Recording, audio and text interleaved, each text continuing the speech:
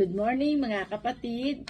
Today is Wednesday, February 21 at ngayon po ay welcome sa ating Grab Food for the Soul, our daily dose for the nourishment of our soul.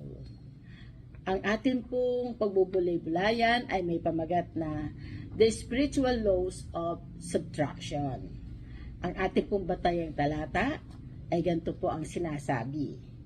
Ngunit ngayon, itakwil na ninyo ang lahat ng galit, poot at sama ng loob. Iwasan na ninyo ang panlalait at malaswang pananalita. Huwag kayong magsisinungaling sa isa't isa, sapagkat hinubad na ninyo ang dati ninyong pagkatao, pati ang mga gawa nito.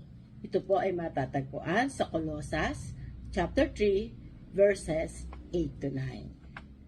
Ano-ano ang mga dapat nating itakwil o alisin sa ating buhay upang tayo lumago sa ating pananampalataya? Ang number 1 po, get rid of negative emotions. Itakwil ang mga negatibong emosyon. Hindi ninanais ng Diyos na ang ating buhay sa mundong ito ay maging punong-puno ng pagdurusa. Hindi kasama sa kanyang plano na tayo ay mabuhay na may mga bigat na nararamdaman. Ang taong nabubuhay sa galit, puot at sama ng loob ay nabibilanggo sa nakaraan. Ang mga taong nabubuhay sa nakaraan at nabibilanggo sa negatibong emosyon ay nalalayo sa paglago ng buhay, nalalayo sa paglago ng relasyon sa kapwa, at nagiging bingi sa mga sinasabi sa Kanya ng Diyos. Ang number 2, get rid of unpleasant and lustful words. Itakwil ang masasama at malalaswang pananalita.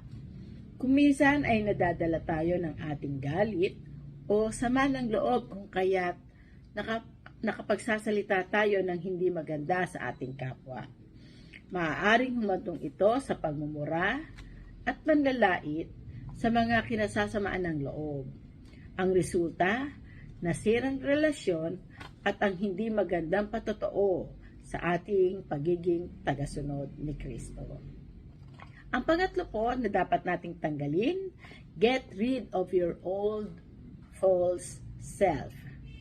Itakwil ang dating pagkatao.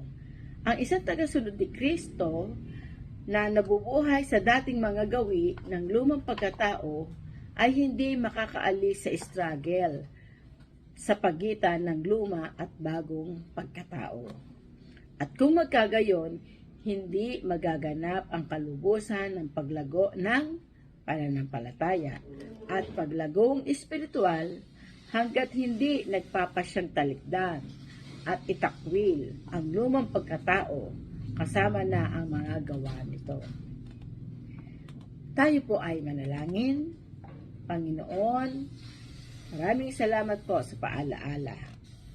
Tulungan mo kaming tanggalin ang mga negatibong emosyon, mapanlait na salita, at ang marumi naming pagkatao upang kami lumago sa aming pananampalataya.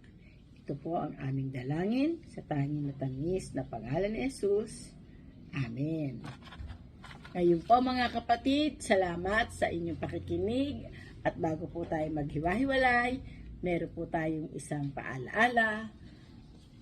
Be Christ-like in your workplace or wherever you are today at ingatan nawa tayo ng ating Panginoon sa lahat ng ating gagawin.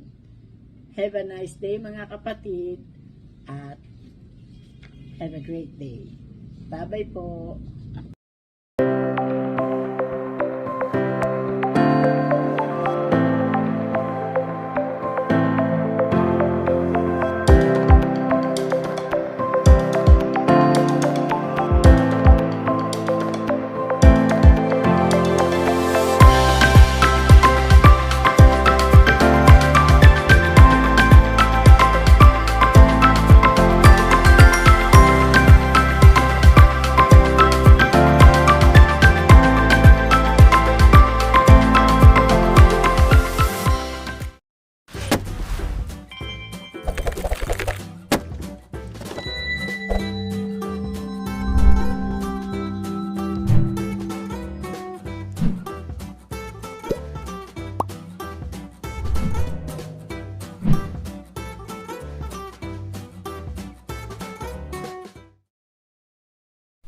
Thank you.